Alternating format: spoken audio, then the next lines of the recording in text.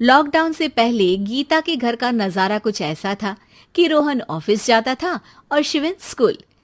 जिनके घर से जाने के बाद गीता काम खत्म करके बाकी समय आराम करती थी।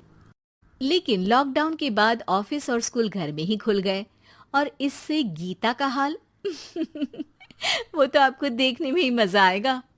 शिविन, ओ शिविन, महाराज उठने के लिए क्या 21 तोपों की सलामी लेंगे? अरे बिस्तर से बाहर निकल, ऑनलाइन क्लास स्टार्ट होने वाली है। अरे तुम भी हद करती हो, स्पीकर की तरह चिल्लाने की क्या जरूरत है? दिख नहीं रहा मेरी कॉन्फ्रेंस चल रही है। अब कैमरा और स्पीकर ऑन कर रहा हूं, मुझे कोई शोर नहीं चाहिए। इस पर जैसे ही रोहन लैपटॉप का कैमरा और स्पीकर ऑन करता है तभी कुकर की सीटी बजती है। करा लो अब इसे चुप। लॉकडाउन नहीं हुआ, मेरी मौत का फरमान जारी हो गया। दोनों बाप बेटे ने नाक में दम किया हुआ है। ऐसा बोलकर गीता वहां से शिविन के कमरे में पहुंच जाती है, जहां शिविन अभी भी सो रहा होता है। ओ आलसी, अब अगर 5 मिनट में नहीं उठाना तो आज तेरा गेम और यूट्यूब कैंसिल। माँ की बात सुनकर शिविन बिना 1 मिनट गंवाए उठ खड़ा होता है।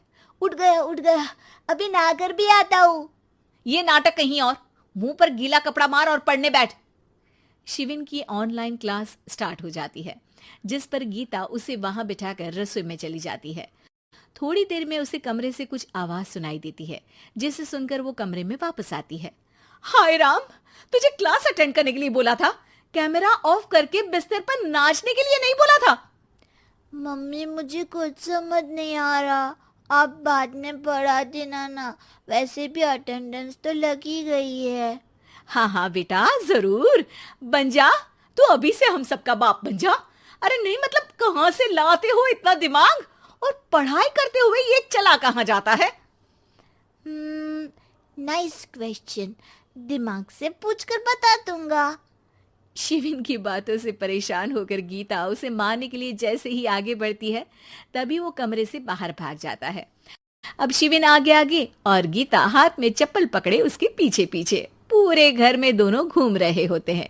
इसी बीच वो रोहन के पास पहुंच जाता है और शिविन को मारने वाली चप्पल रोहन के लैपटॉप पर जाकर गिरती है। ओए माँ! मम्मी, अब पापा को चप्पल मार रही हो? वो आज तक के रिपोर्टर, चुपचाप जाकर क्लास अटेंड कर ले, नहीं तो अगली तेरे पीछे लगेगी। इस पर शिविन वहां से चला जाता है, जिसके बाद रोहन गीता से कहता है, इस सर्कस के लिए कुछ बोलना चाहोगी? अरे क्या करूं, जब से तुम दोनों घर में रहने लगे हो, घर अपने आप ही सर्कस बन गया है और मैं तुम्हारी नौकर। कभी बेटी को संभालो तो कभी बाप के नखरे उठाओ। इन्हीं सब उथल पुथल में दिन बीतते रहते हैं, जिसमें हर रोज घर के अंदर कुछ नया सियप्पा खड़ा मिलता है, जो ज्यादातर शिविन और रोहन की ऑनलाइन स्कूल और ऑफिस से रिलेटेड ही होता है। एक सुबह, शिविन चल उठ, आज की क्लास जल्दी है। कैमरा ऑफ करके आप अटेंड कर लो। अरे ऐसे छित्तर पड़ेंगे, दादी नानी सब एक साथ याद आ जाएंगी। गीता की लाख मशक्कतों के बाद क्लास तो खत्म हो जाती है, लेकिन उसके बाद शिविन फोन इस्तेमाल करते हुए इंस्टाग्राम रील बनाने लगता है। रसोड़े में कौन था? तुम थी, मैं थी, कौन था? कौन था? हाँ, मैं गरीब हूँ। अरे ओ गरीब के बेटे, आजा, मैं बनाती हूँ तुझे गरीब। मैं बताती हूँ रसोड़े में कौन था। पढ़ाई करने बोलो तो इनकी माँ मर जाती है, और ये पागलपंतियां जितनी मर्जी करा लो। गीता शिविन को डांट रही होती है, तभी रोहन बीच में बोल पड़ता है। अरे बच्चा ही तो है, इतना गुस्सा क्यों कर रही हो?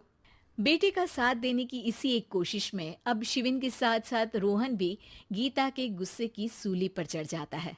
अगर बेटे पर इतना ही प्यार आ रहा है तो इसे क्लास अटेंड क्यों नहीं कराते, इसका होमवर्क क्यों नहीं कराते?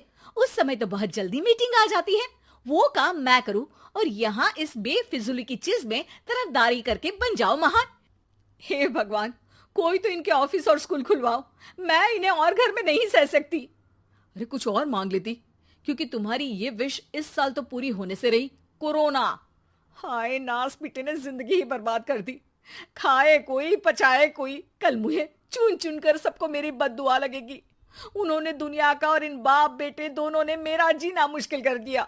गीता वहां से चली जाती है, जिसके बाद रोहन शिविन से कहता है, अरे तुम्हारी मम्मी इतनी भड़की हुई क्यों है? आपकी वजह से पूरा समय घर में रहते हो और उस पर कोई काम कराने की जगह बस ऑर्डर देते रहते हो। अच्छा बेटे, सारा इल्जाम मुझ पर? पूरा दिन तो वो तुम पर ही चिल्लाती है। हाँ, मतलब दोनों का 50-50 है, कुछ करना पड़ेगा। वो कहते ना, make the best out of worst. I have an idea. वैसे तुम्हारी माँ सही कहती है, बहुत जुबान चलाने लगे हो, कम बोला करो। अगली सुबह रोहन और शिविन अपनी गलती को सुधारने के लिए गीता के उठने से पहले घर का आधा काम खत्म कर देते हैं, जिसे देखकर गीता खुश हो जाती है और फिर बाकी बचा काम वो तीनों मिलकर पूरा कर लेते हैं। जिसके बाद अब वो सब मिल बांट कर हर काम में एक दूसरे की मदद करते हुए लॉकडाउन का मजा लेने लगते हैं।